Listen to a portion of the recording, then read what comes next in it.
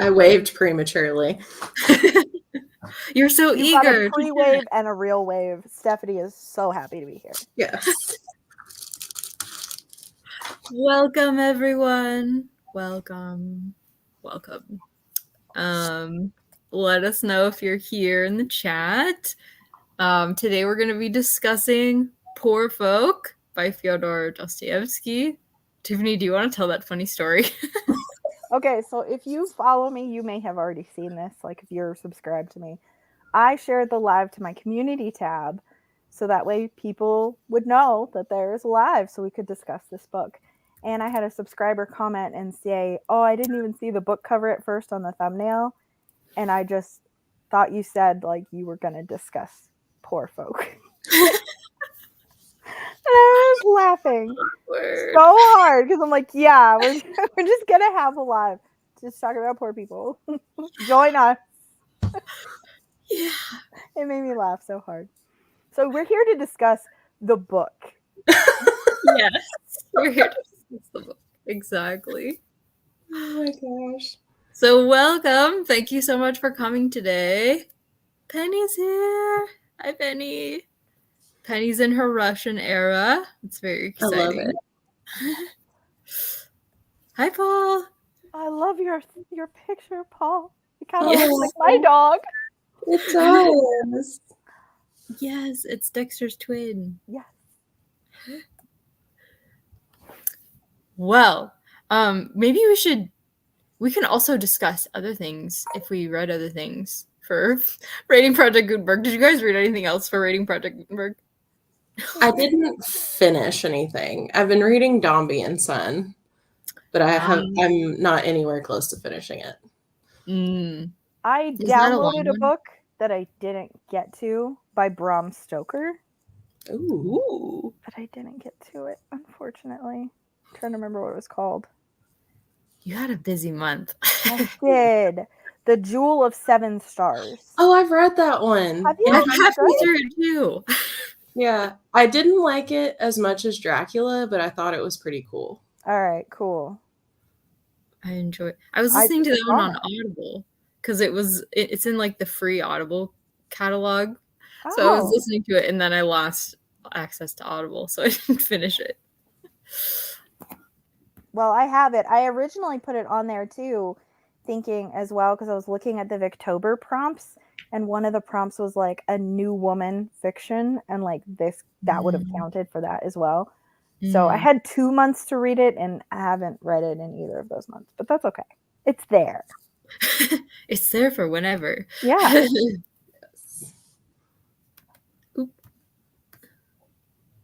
Nice. Yeah. And that was a reread, right?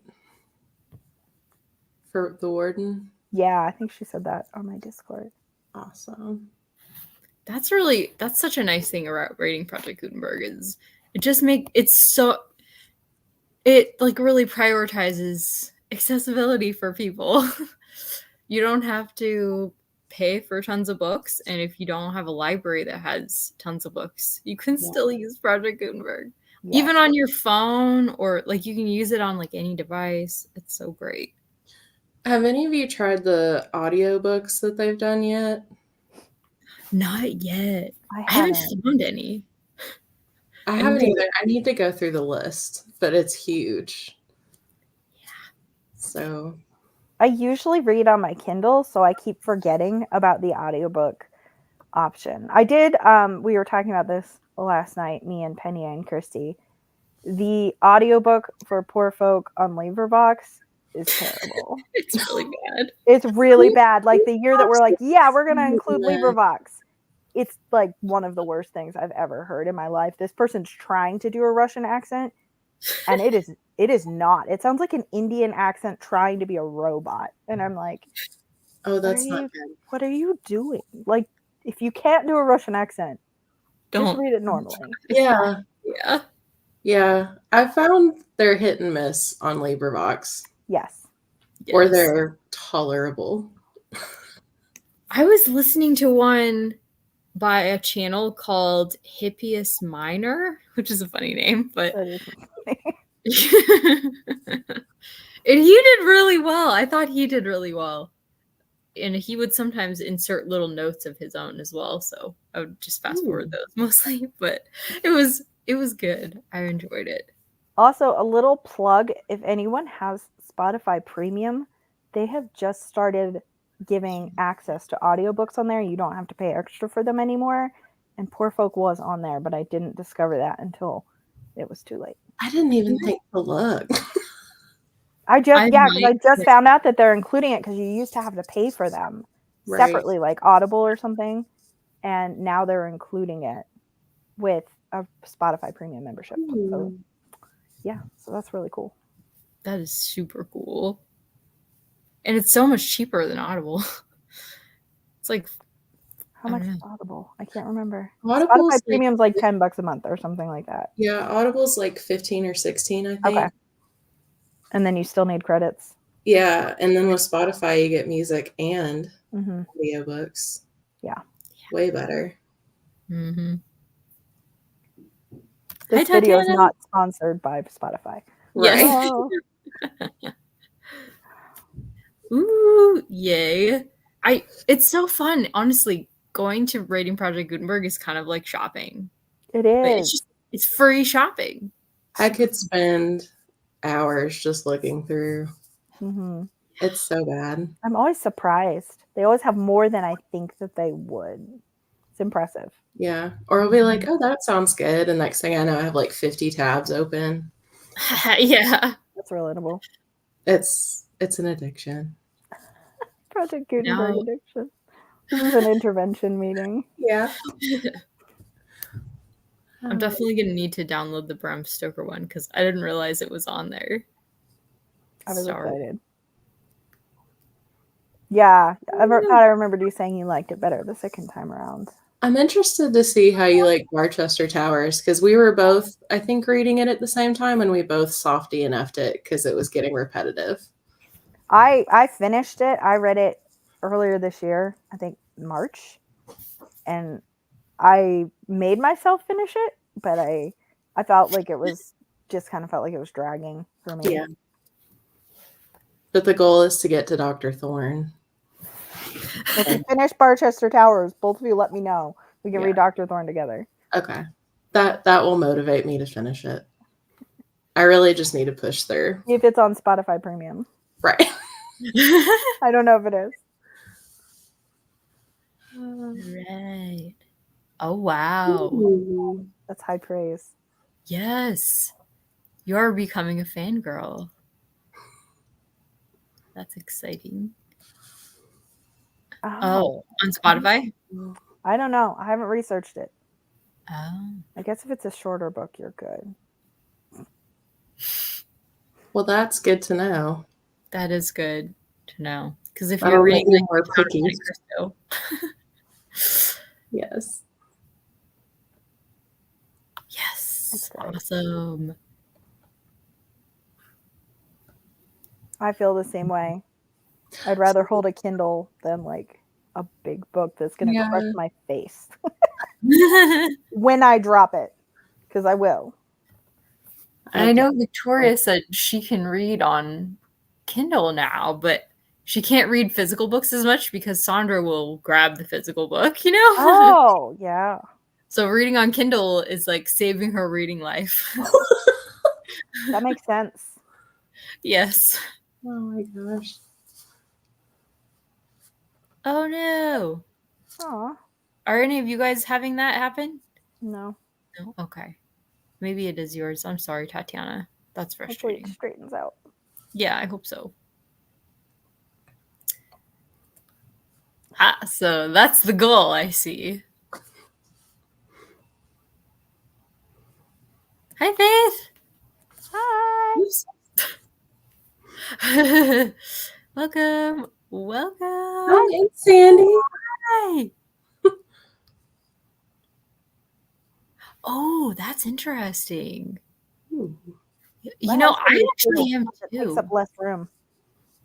Yeah. I really only read physical books unless when I'm at home, because it's just so much easier to take my Kindle and not take a chunky tome everywhere.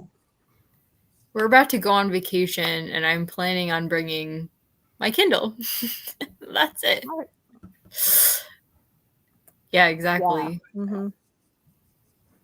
And it's so nice because you can search for like keywords that you're like, if you're looking for a quote, and you can easily find the highlights, or you can delete highlights, and you don't feel like you're effacing this beautiful copy of a book that you spent money on.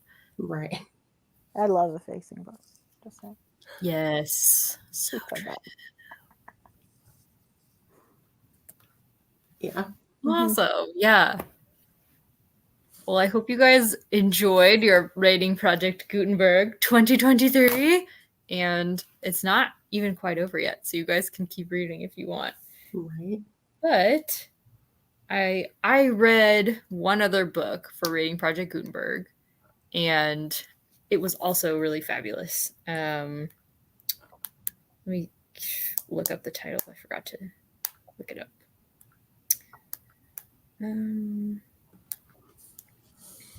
The Incidents in the Life of a Slave Girl by Harriet Jacobs. Yeah. You made that one sound really, really good. Yeah. I downloaded it. Yay! Yeah, it's definitely worth reading. I'm really glad that I read it. Thank you. That Mark was here, so he could tell us about the Russian book that he was reading. Yes, the other ones besides Poor Folk. It sounded real crazy on Reading Sprints, and I don't even remember what it's called. Yeah. Was it the other one that was nominated? I don't think so. I think it was something else. It wasn't A Hero of Our Time. Oh, okay. It was something else, but I don't remember what it was. It was real weird sounding. November's been a blur, so I just remember all of our books had food references. Mm-hmm. Yep.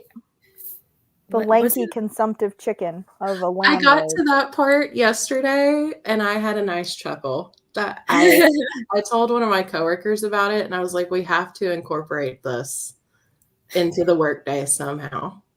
Yes, I agree. And I'm not even part of your workplace, but it needs to happen. It's my goal to make it happen by the end of the year. Yep. I think that's doable. You have over a month. Yeah. There's another food reference too that I highlighted. I don't know where it is. Yes. If you guys have any quotes you want to share with us, please share in the chat. Oh, I got it. It's here. The latter was said to resemble his dead mother as one pea may resemble another. What? As one pea, like peas in a pod, kind of like that expression. I guess. But he resembled his dead mother as one pea may resemble another. Well, that's really memorable, though. Yeah. I like the lanky, plucked, consumptive chicken more. You did? You found a way to work it in a Bible study? That's amazing. That is amazing. You have my respect, Paul. Yeah. Peak winner of Project Gutenberg right there. Mm-hmm. Yes. I feel like this book was super quotable, to be honest. There were so many like really dramatic moments and really dramatic quotes. Yes. Yeah, it was a very dramatic book, and I wasn't expecting it to be. Yeah. But things escalated. Yes. In multiple places. Oh, they did. Yeah, the drama was really the point. Yeah. And sometimes you just want a book with a lot of drama. Like, kind of like that. I don't like drama in my own life, but I like reading about other people's drama. Agree. Kind of fit with that. Yeah. Mm-hmm. And Dostoevsky's the king of drama, man. Yeah. He is. This was low key compared to some of his others. Yeah. Yes. That's actually true. Yeah.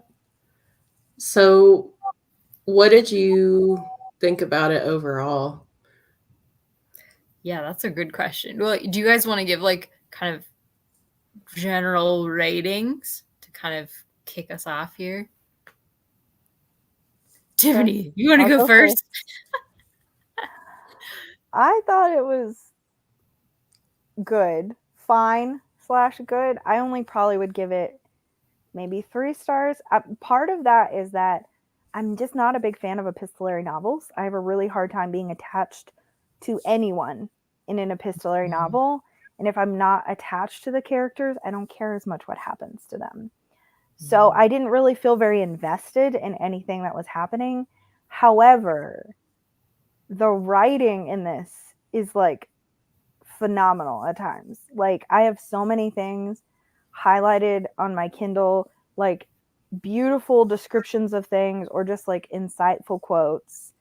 And so I did enjoy it overall, but it is not a Dostoevsky that I found riveting, unlike most of his full length works that I'm a huge fan of.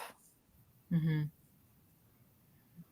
I agree with that. I think if it had been maybe a little bit longer, we would have gotten more info on the characters and maybe gotten more attached to them.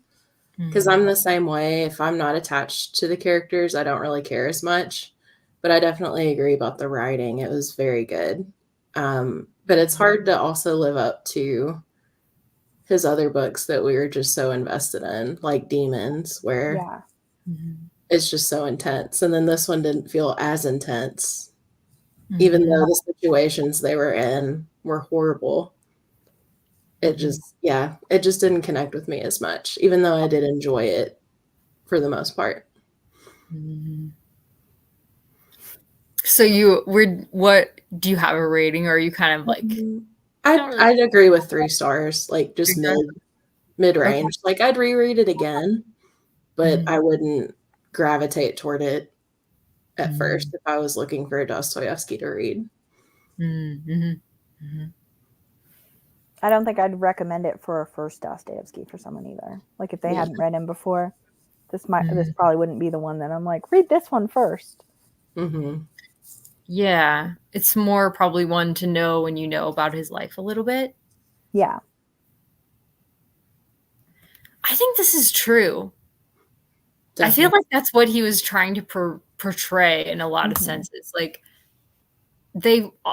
in every letter almost there was like a crisis that they were dealing with because they were just so needy, and their relationship with each other was really the only thing that they seemed to find any joy in. But yeah, it was hard. They couldn't like help each other anytime they wanted. They were both like sick at various times, and you can't really afford to make any mistakes when you have so little money. And so whenever like Makar would just, whenever he would go drinking or something, make a mistake and waste some money, it really felt like the end of the world because he didn't have any money to waste on self-pity. So yeah, I would agree with that. Yeah. Yes, 5 stars. That's awesome. I did too, Paul. I really did too. I feel like I almost felt like sometimes Dostoevsky was like, I felt like he can't help kind of poking fun at characters. So some of the time you just cannot help laughing. I feel like the way the drama that that Makar is writing with particularly, it's like, but I still got really attached. I feel like, so did you guys realize that this book was so related to Gogol's The Overcoat? No, I haven't read that yet.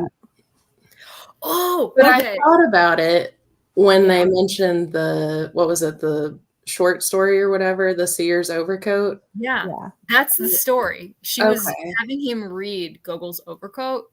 So when I realized that that's what they were talking about, and remember when he wrote the letter and he was all offended by the story? It's because Gogol's The Overcoat, people felt about it that he was writing, like looking down at the main character of the book, who is he's a poor man, just like in this novel. And he spends all of his money on an overcoat to keep him warm, and people just mock him mercilessly. Even the character name is like a mocking name. So Gogol really pokes fun at the lower class in The Overcoat. And so Dostoevsky was actually writing this story to fill out the psychology of the poorer class in Russia, and not to just laugh at them. Like, he wanted to spend time looking up rather than looking down at them in the story. I like that. I know. I love that. Yeah. And I feel like he did such a good job. I really felt like there was so much like in between what was just on the page. Like, there was so much that you could read into what they were saying.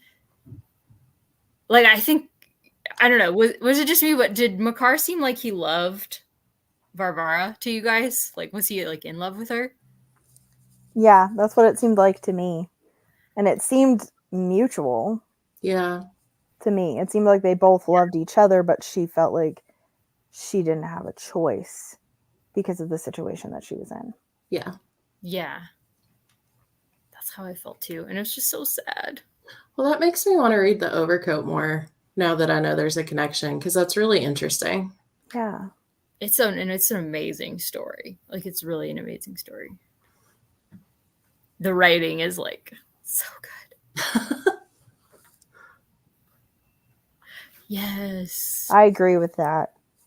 Yeah. Like, I do think that a lot of the writing was very brilliant and beautifully done. Like, and definitely accessible. Yes. mm-hmm. Yes, I agree. They were really bearing everything in these letters, even though there were some things that they didn't necessarily come out and say. Like, you could see it in their writing. And I feel like, again, Dostoevsky's characters, his main characters frequently are like made up of opposites. Makar would at sometimes be like really proud of his writing, you know, and at other times he would just feel like the lowest of the low. Like, just, what did he say? That he was lower than the doormat, you know? And I just felt like that those wild swings between like humility and pride, that was something that was portrayed in other characters, like Pakros, the scholar who died, Pakros. Oh, yeah. Father, he also would get drunk because he was just so like feeling so low, and he would just feel like the scum of the earth. And then as soon as his son throws him a kind smile or something, he's like proud as a peacock, you know? That actually reminded me of Fathers and Sons. The parent dynamic between the tutor and his father reminded me of like the parental dynamic in Fathers and Sons. I wonder which of these was written first. I think this. I could be wrong, but I'm pretty sure like Dostoevsky wrote notes from the underground in response to What Is to Be Done, which was written in response to Fathers and Sons. They were all written within a couple years of each other, I think. I could be wrong. I guess we can just Google this for us. Yeah, you're right. It was like 20 years later that Fathers and Sons was written. Okay. I thought there was a gap of time there. But yeah. that may have been common, you know, with parents who are super proud of their kids, you know. Yes. It is. The divide between the generations. And the parents that are like, oh, my child's making time for me, you know. Right. Yes. Yeah. So many times when the characters were having like such strong feelings, I was really feeling it with them. Oh, interesting. Yes. Yeah. You're a spy, Penny. I totally agree with that. Yes.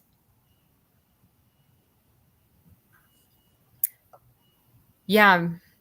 Because unless you're getting a first-person perspective of both characters, you probably won't get as much insight into their character. Unless it's like third person omniscient. Yeah. Because that usually, but that's not I mean, Even then, like, more a lot common of, in classics, but not as common now, I don't think. yeah. I feel like even then, a lot of it will be like descriptions about their movements and like the action of the story. But I guess it is too in the letters. Sometimes they're just describing what they're doing, but how they describe it will sometimes share their feelings about what happened as Right. well. Ooh, hot take. Interesting. Yes, that is interesting. It's I can nice. definitely, yeah, I can definitely see it if you're intimidated by the length for sure. Yeah. Um, yeah, I feel I like, guess it depends on the person too, That's like who you're true. recommending it to. That's true. I would probably have other short stories that I would recommend of his before I'd recommend this for a beginner if they're intimidated by length. But that's just me personally. Like everyone has different opinions. I would say, like, some people really like to read things in publication order, like with Dickens and stuff. I would say Dostoevsky would not be a bad one to read in publication order because I feel like his works really build on each other. Like, Yeah. you can see how his philosophy is developing, how his style is developing. And there's even a Raskolnikov character in this book later Raskolnikov is kind of like the student character, the tutor. Right. Kronsky. Yeah. That would be really cool as a project sometime. Yeah, it would. I've thought of doing that, like kind of like what Katie was doing with Dickens, but I was afraid that I would not be able to keep up with my own readathon. It would have to be long term for sure. Yeah, Like because I 2 think the years. longer works, reading those in a month would be a lot. You could do it, but it would be difficult, I think. Yeah. It would have to be like most of what I'm reading if I did something like that. For Yeah. sure. Wow. Ooh. I didn't And you know gave that it 5 stars. Okay, well, love I can that. stand corrected. That's fine. Or 6. Yeah. It depends on the style, because like you said, if like a book written in letters isn't like, if you just really don't connect with that, then this would not be the right place to start for sure. Right. So that's probably my feeling that way. That's probably why I said that. If you like epistolary novels, start here with Dostoevsky. Yes. I feel like a lot of times I struggle with epistolary novels as well. But I think this one I felt pretty compelled by. Maybe because it is short, and a lot of epistolary novels are not really short. But I'm also loving Dracula. And that one has a lot of epistolary elements too. So Maybe you're in your epistolary era. Maybe. yes.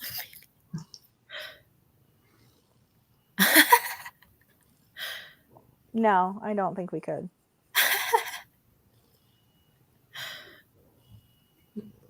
Glad we have our troll back. Yes. Yes. Yeah, Keeps things exciting. it does.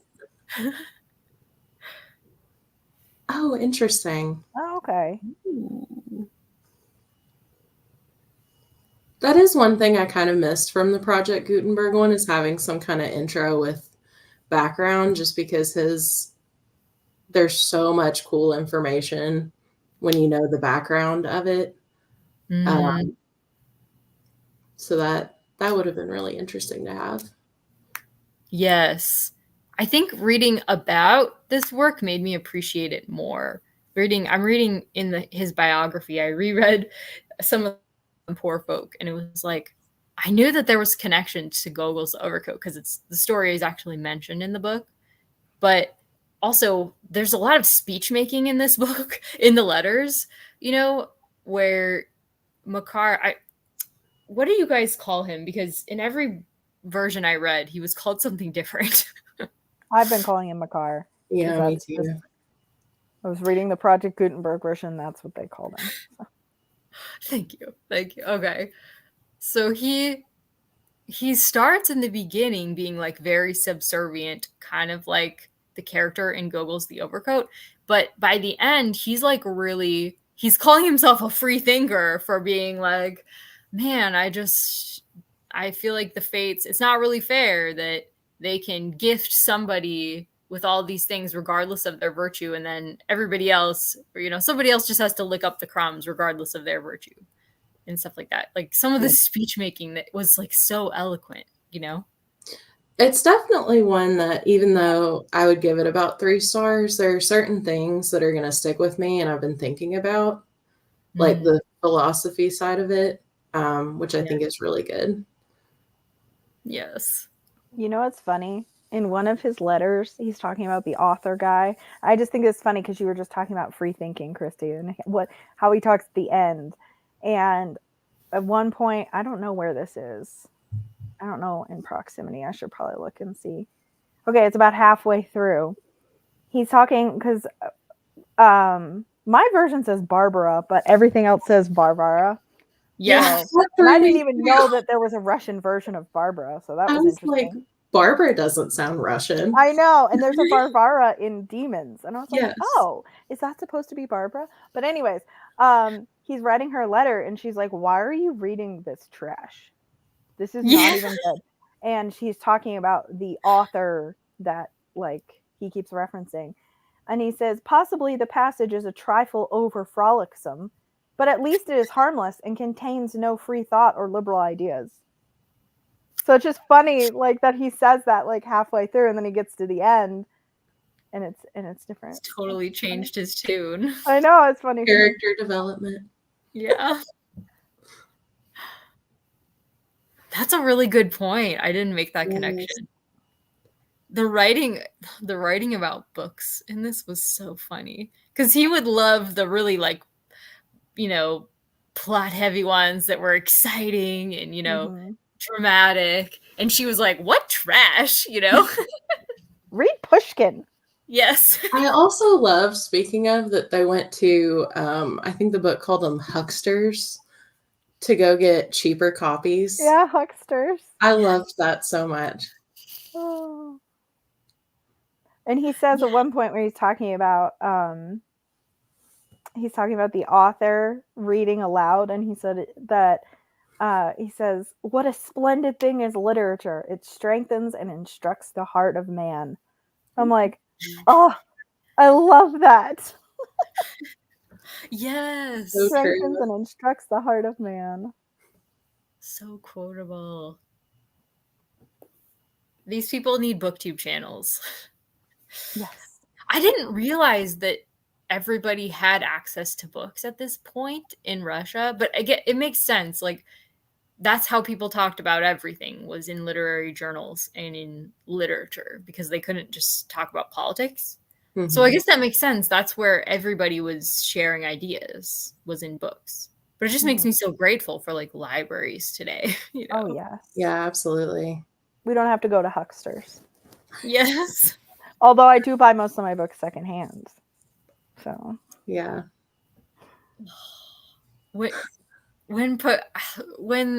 Varvara and Pokrovsky's father went together to buy the collection for, was it a Pushkin collection for his son? It was just like, and then he died.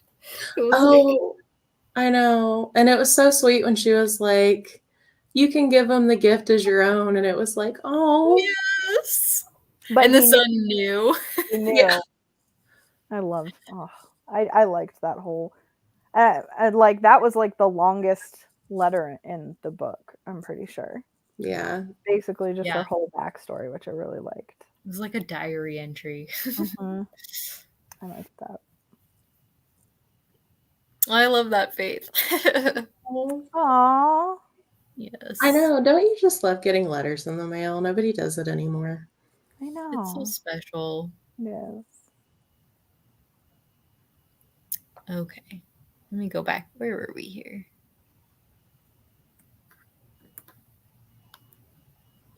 Yes. That's so true. He felt like he could be himself with her, which is why it was so degrading when the men, was it that he was living with, the men in his house that he was living with, took his letter and started reading it out loud Yeah. and making fun of him, because that was like his inmost self that they were mocking. Mm-hmm. I would be Imagine having to live mortified. with, what was that? I said I would be mortified. Like, that would be so hard too. Even if I wasn't like embarrassed about what I said, but just the fact that they made fun of it, it would just be heart-wrenching. And her, the person that you love. Yeah. Mm-hmm. Yeah. Can you guys imagine having to live with people that really actively dislike you and don't care about your feelings, maybe even hate you, which is something that both of these people have to deal with, both of the characters. Yeah. That element reminded me of Perigorio by Balzac.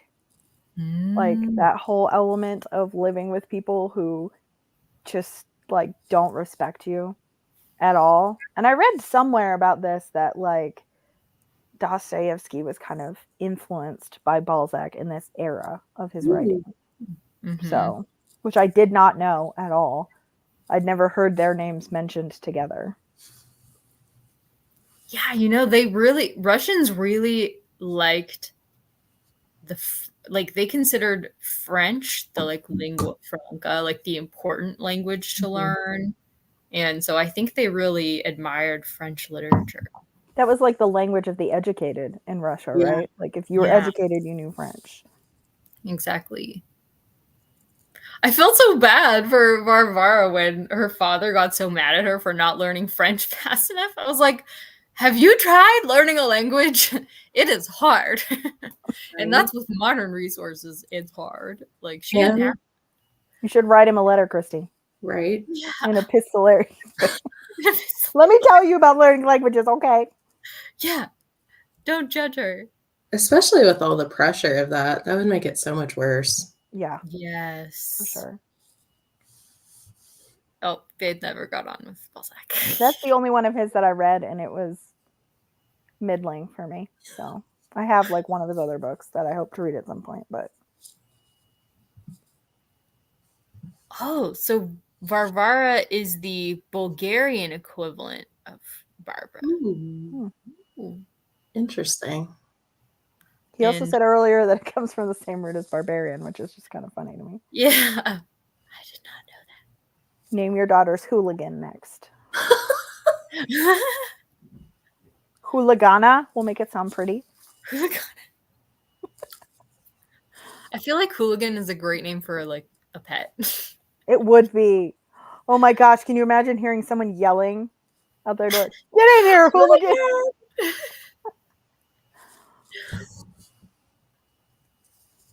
Oh my gosh. Hoolie for short. Hoolie? Did he put that on there twice? Yeah. Oh. Sorry, we're behind. We're behind on the Yes, I highly recommend the overcoat. And Tatiana knows. No worries, we're behind too, Tatiana. I'll have to see if I have that in my collection. I haven't read The Nose either. I haven't read any Gogol yet. I think I want to read Dead Souls next year. I've only read Dead Souls, and it was really good. Mm-hmm. I need to read his short stories, which I got a collection of it from Evie that she gave me, and I just haven't even cracked it open yet. We should see if we have any overlap, Stephanie, in our collections. Yes. I forget if I've read The Nose, which makes me think that I haven't. So maybe we can read it together. That would be fun. That would be super fun. The Nose November. The Nose November.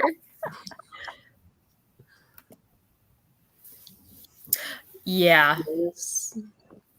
But then that's interesting. He did seem younger than her. She seemed way more mature and like able to come to grips with what her life had become than he did. Yeah. And then at one point, I think he said my little daughter, which threw me off for a minute. Yeah. Because he was a lot older than her, I think. A lot older, yeah. Yeah.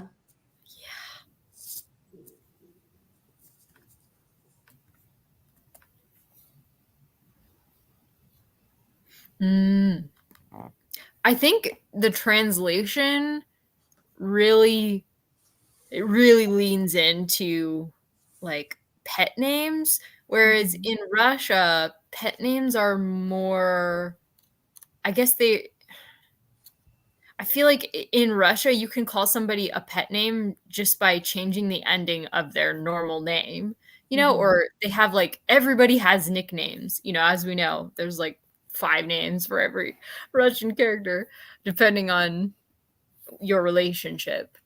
And I feel like that's really hard to get across in translations. And it came across really lovey-dovey. Whereas I don't think their relationship was really like lovey-dovey, but that's just what it really felt like in English translation.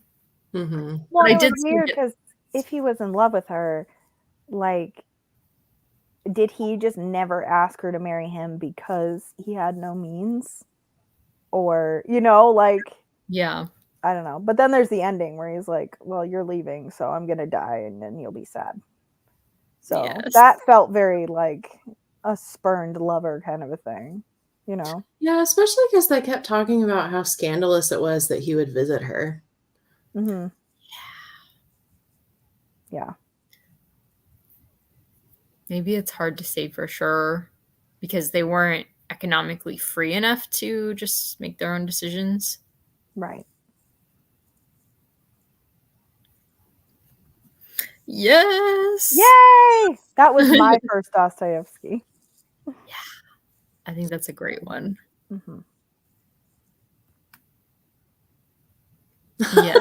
Yes. I agree that Dostoevsky, he takes more work because he's trying to say more philosophically, I think. Like Dickens is social commentary and so is Dostoevsky. Yeah. But Dostoevsky is a lot more than social commentary. Yeah, Dickens is more surface level compared to Dostoevsky, for sure. Or it's more obvious. Love me some Dickens too, though. Love them both for different reasons. Yeah, I think Dostoevsky's style is he really gets inside people's psychology like really deeply, and he does like fewer characters than Dickens. So Dickens can tell like such a grand story because he has these gigantic casts and stuff. Mm-hmm. But Dostoevsky will usually pick a few characters and go really in depth with them. So it's just a totally different style. Yes, Dracula. So good. Boy, sorry, we're really behind. I don't even remember when we mentioned Dracula. Troll. Hi, Kurt. Welcome. That's true. Oh. Yeah. Maybe that's part of the reason I don't like epistolary novels sometimes. Because I also don't like when characters are like basically info dumping in a conversation in a way that no one ever would. Where they're like, oh, yes, I need to go to this because remember that our kingdom has this, this, and this happening. And it's like, no one would say that in a conversation. Yes. And so I think epistolary stuff tends to do that more in a way that's not realistic. Or they use these grand metaphors that people probably wouldn't say or write. Like, not saying they don't use metaphors when they're writing, but some of them, they're very like, who says that? Yeah. Yes. A little over the top. Yeah. Yes. Although the plucked chicken will always be my favorite. Mm-hmm. With consumption. So great. I think that the like almost the overly using metaphor seems to fit Makar's personality though. Yeah. Like it didn't bother he's so me. dramatic. But like for him, he probably does talk like that. Right. Oh my gosh. Yeah. I'd rather the author info dump than it be in a conversation that doesn't make sense. Agreed. If we're going to have an info dump.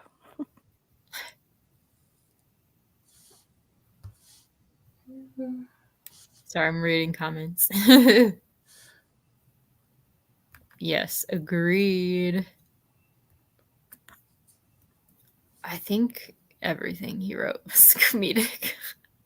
He just loved to laugh. And then Kurt asked, I think it was Kurt, about the translator. Yes. Mine in Project Gutenberg was CJ Hogarth, and I've never heard of them. Mm-hmm. I have heard of Hogarth before. I think I also read a Hogarth translation of Gogol to be of Dead Souls. So,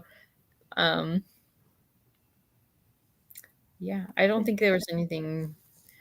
I didn't notice like humongous differences between them. There were a couple small differences because I listened to one that was a Constance Garnett translation, and I think I did prefer the Constance Garnett one, but the differences were not humongous.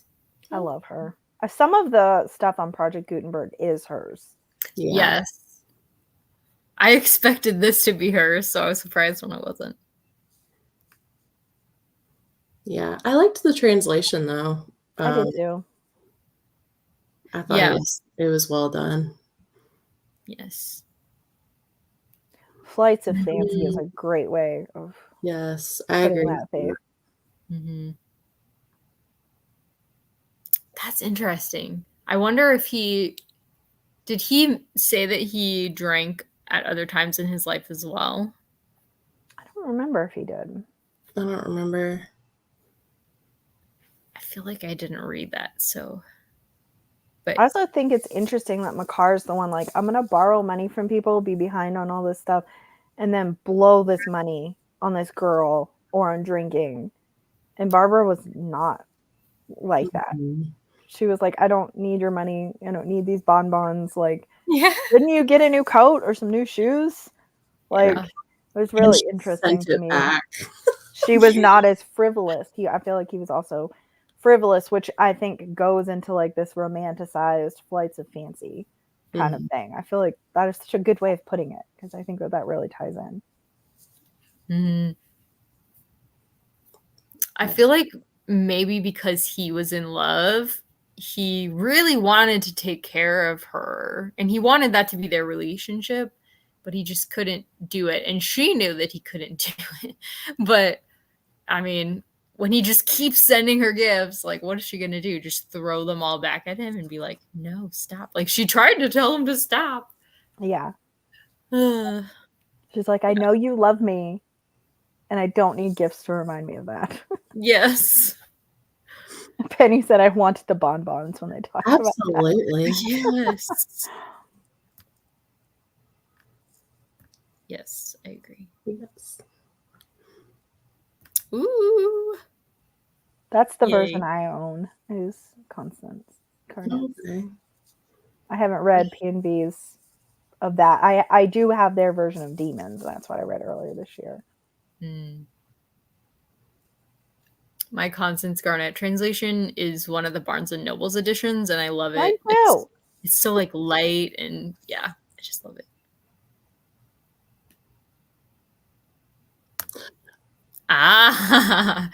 Okay. Very true. Yes. Yeah, because sometimes you're thinking, don't you guys see each other like on a daily basis? Everything seems so well aligned, you know.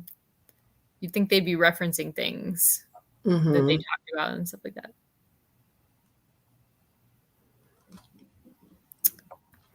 Okay, we have a question. I agree. Yeah, I thought that was really weird that she's asking him to do all those things. And then he gets sick, assumedly because of it. I don't think he says that outright, but she's like talking about the weather being rainy, and he's like, oh, you shouldn't go out because you'll get sick. And then he's running all these errands for her. And then he ends up sick. And just very meticulous about some of the things, like make sure you do this, and then more letter, and then make sure you do this. I was wondering if the meticulousness, if that was coming from her fiance, because he's like, I don't want you dressed like a cook. You need at least this many linen shirts with this kind of lace. Yeah. And it has to look like this. So I don't know how much of it is her and how much of it was him. But it's interesting how much it changed. But I can definitely see it being him because he was stressful, even for the little amount of time we He got was a with him. creep. Yeah. Everybody agrees. Yeah, it was weird. It was really weird. Because if she knew that he cared about her, then it's even weirder. I mean, I know that when she first told him, he was like, oh, good for you, do that, because then you'll be taken care of. Which, if you love someone, you do want, like, what's best for them. So I can see why he would have responded that way, even if he was in love with her. But his last letter kind of makes it clear that how he really feels about it. Well, and when you feel bad too, like if you knew this person loved you or was in love with you and you're asking them to do stuff for your wedding. Yeah. Which, I mean, maybe he was probably her only person she could ask, but it would make me feel bad. She had that girl that was living with her, though. Theodora or whatever. She could ask her. Maybe she was busy with other things. Maybe she was sick too. I don't know. Everyone was sick in this book. Or I really was like, he's gonna die of these people. I really was like so afraid she's gonna die of consumption. I was wondering if that was how it was going to end, because Dostoevsky often ends in death. Yeah. Yes. Yeah, this did not have a body count. Well, Shockingly. it had one. So very, very low. Oh, I guess, and his children. He had two of his children died too, right? Yeah. And her mother and the tutor. So there were some. I forgot about the tutor. I'm just not as high as demons. Nothing is as high as demons. No. And it was, a lot of it was like, with the tutor and with her mother, it was like, this happened years ago. Mm-hmm. So the only thing was like the guy who lived with Makar and then his like two children that died before that. Yeah. Yeah, I agree with that. Yeah. I don't know if it was already like money already starting to change her too, you know. I think she had several times before rejected plans that would care for her because she was trying to stay with him because he kept asking her to. But I think eventually she just realized they weren't going to be able to continue living like this together. And so I kind of took it as like her heart. She just had to like shut down her heart and kind of like what you said, Faith, be very matter of fact about their circumstances. Right. Because they were so poor. You don't necessarily have the luxury of going with your feelings and emotions. Yeah. Yes. Oh my gosh. His last letter was like tragic. Very intense. And I really didn't expect it to end there because it said I had like 10 pages left in the book. So I finished that part and then it was like, oh, and now we have a note on the licensing. And it's like, that was it. Yeah. This is where I thought I had more left than I did because it was like I still had 6% left of the book. And I'm like, oh, okay. It's over. Dearest, I could throw myself under the wheels of a passing vehicle rather than that you should go like this. Yes.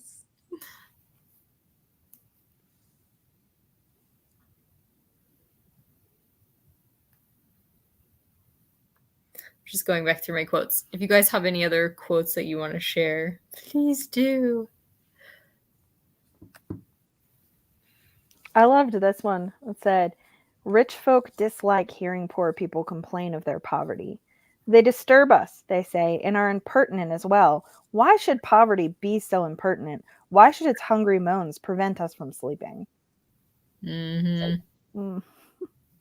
Ouch. I think that's so interesting too that they complained like that. And I know it's not all rich people and not all poor people, but the poor people would give what little they had left to someone else to make their life a little easier and to help them out. And then the rich people are like, I don't want to hear them moan. It doesn't bother me. Yeah. Why should we lose sleep? Yeah. Yeah. Which is still so true today, I feel like. Yeah. because we don't I want feel the like that was- inconvenience. Right. Yes. I feel like that was the point of the book. Yeah. Please allow yourself to be inconvenienced. Yeah. You rich people. Mm. I just love his writing. He's so dramatic. He's exaggeration I abhor. With whims I have nothing to do. And quotation. And of quotation I am guiltless. Yeah, okay. It's kind of like where he's talking about the guy where he's like, oh, there's this poor guy and he's going around and he's rather than begging, he's looking for money on the ground. And then he's playing stuff so people will give him money. He's not just literally sitting there begging. And he's like, I can relate to that. I'm like him. And I'm like, really? You're begging money from everyone. Like, yeah, you have a job, but you're begging money from everyone, including this poor girl who you say you love, and you know she has nothing. You're like, can you send me money so my landlady doesn't evict me while I go out and drink? Right.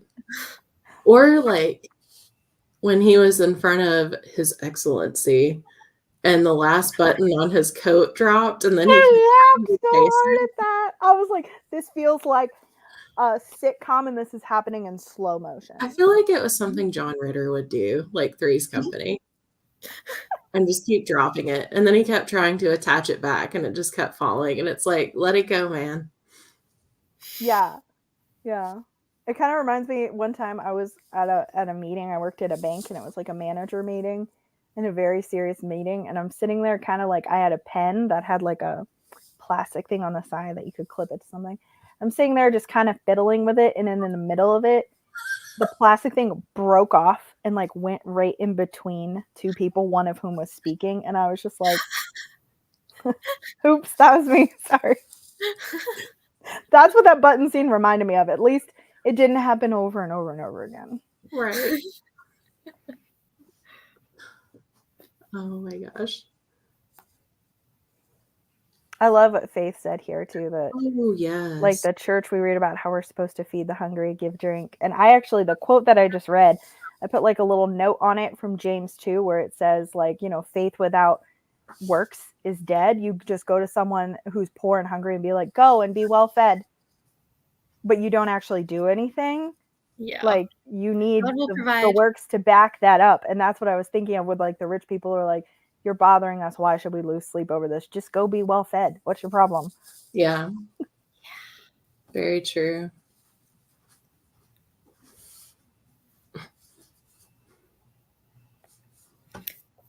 There's a quote.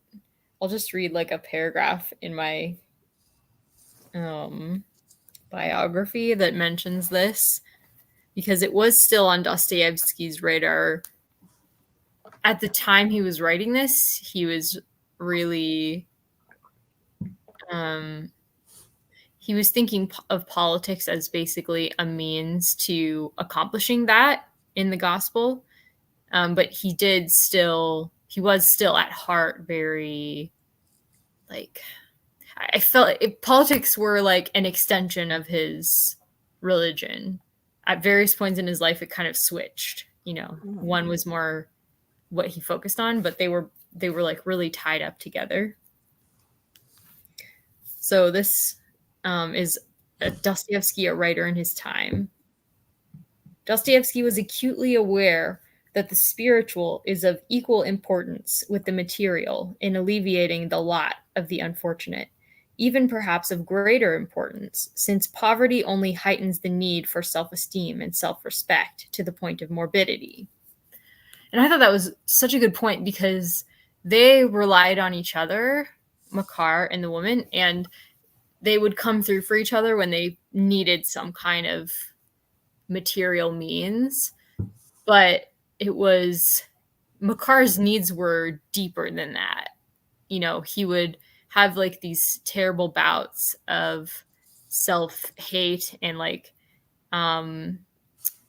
he would just lose all hope, and that's why he would go on these drinking binges. So he was broken on a deeper level, that he needed more than just money.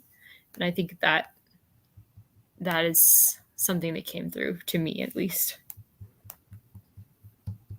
That's interesting too, because like when you look at Barbara, she has Theodora, who like was with her this whole time, Yeah.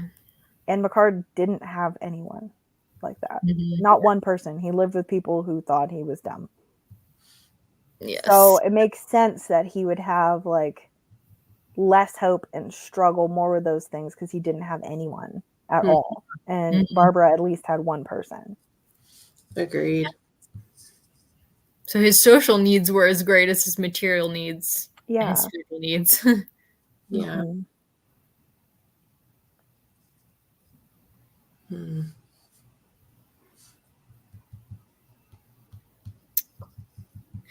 Do you guys have any more thoughts that you want to share on this book? I learned some new words. Yes. Same. Agreed. Has anyone ever heard of a lickspittle before? Because I hadn't. Spittle. A lickspittle is a person who behaves obsequiously to those in power. Oh my gosh. So that was a new word for me. Talking about lickspittles and pestilent old men. And I was like, all right. So I highlighted that because I needed to remember that. And then they're talking about, you know, all the frills and fripperies. And then they said, in with that, they include gewgaws, I guess. Yes. Gewgaw. Never heard that word before either. So I learned some new words that I need to now incorporate into my everyday life. I'm going to tell my husband, don't be a lickspittle. Oh my gosh. I'll have to use that at work and see what kind of response I get. Mm-hmm. I would rather be a lanky, plucked, consumptive chicken than a lickspittle. Major burn. Yes. I also thought it was really funny that when Makar's fortunes change, you know, he talks, we keep referencing the, you know, lanky as a plucked chicken with consumption. He was talking about his landlady, and then he talks about how horrible she is when she wants her money and stuff. And then once his fortunes change, he's like, she's really not a bad person at heart. Yeah. I was like, so the change of circumstances brought about a change of opinion. She's nicer to you now because you're giving her money, but also you're like, I just thought it was funny. He was like so insulting of her at the beginning of the book. They talked about how even a canary couldn't live in the air of that place because it was so gross in there. And then he's like, she's not that bad at heart. She's actually a pretty decent lady. I thought it was so funny. I forgot about the air when he described what it smells like where he lives. Yeah. Oh my gosh. Oof. There was a word I learned as well. Orthography. I did not know. Oh yeah. That refers to the system of a language. News to me. I love it. Ooh. An index. Oh. We missed out on that. Yeah. Project Gutenberg didn't have that. That's pretty neat. Ooh, that's a great question. There's definitely a relationship. Yeah.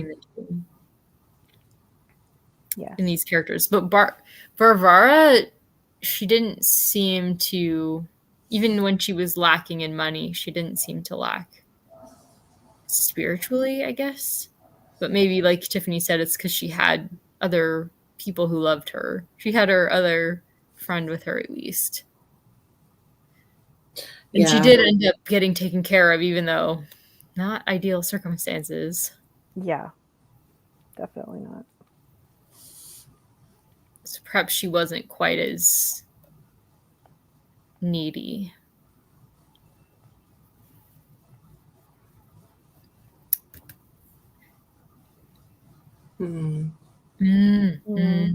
Yeah.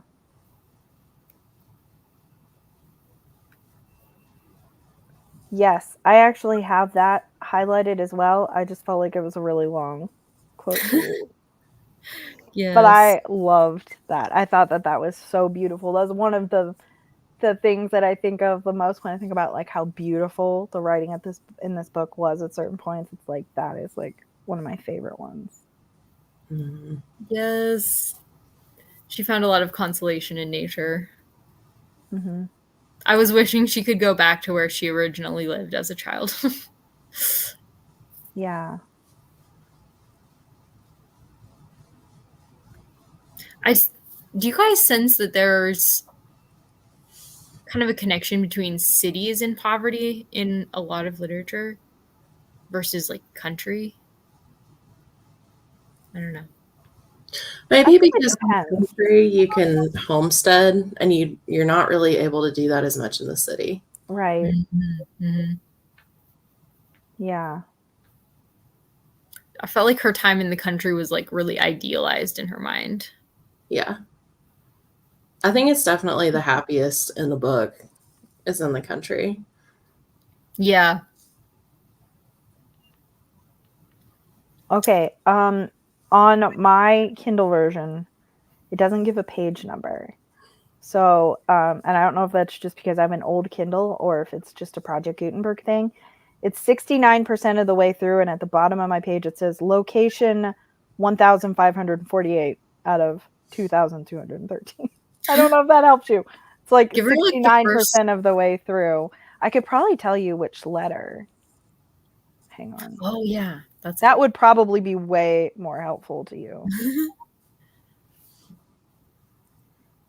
September 3rd. Thank you. No problem.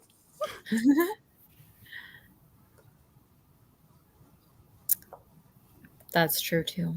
Yeah, it gives me. Yeah, that reminds me of like Little House on the Prairie, and like times when, like fire would come through, locusts would come through. So I do think it depends.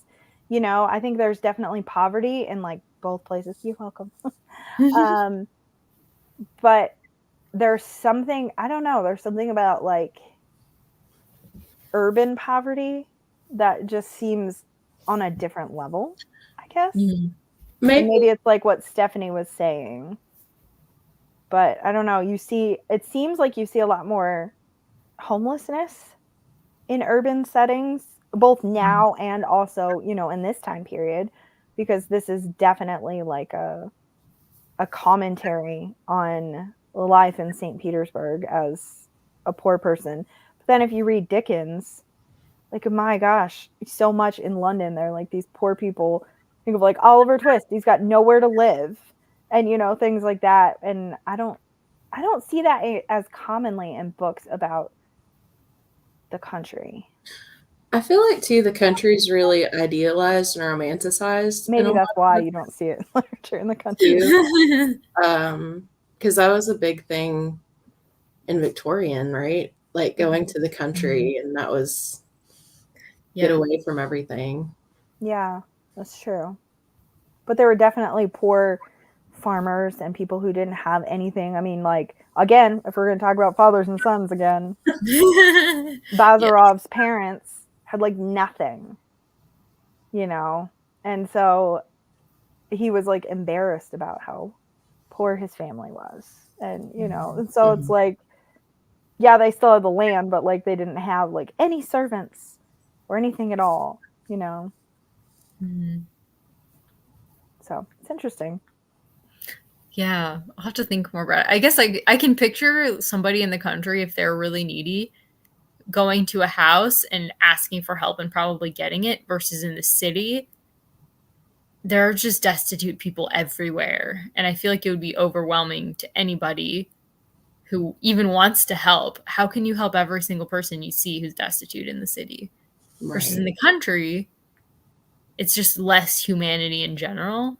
So yeah, maybe more less concentration, I guess, because you see more whole communities of impoverished people in an urban setting than you do in the country. So yes, there also might be more social programs in the city, so I don't know. But not at this time, probably. Right. All right. Well, do you guys have any more thoughts before we finish up? Do we cover everything? I I'm so think proud of us. We talked for over an hour about this short book. There's a lot to talk about. Yeah. Lots of good stuff in the comments too. Yes. Thank you Yes. guys so much in the chat for, I mean, wow, there's so many comments. Yeah. So this Wouldn't was definitely a great pick. Yes, thank you for voting for this, guys. We're thinking if we're doing it again next year that we will let you guys vote on our theme for next year. So yes, thank you. Thank you so much for coming and chatting with us. I'm so glad, Faith. That makes me really happy. Loved it too. All right. We're going to head out, but have a great weekend, everyone. Rest of your weekend. Yes. Whatever's left.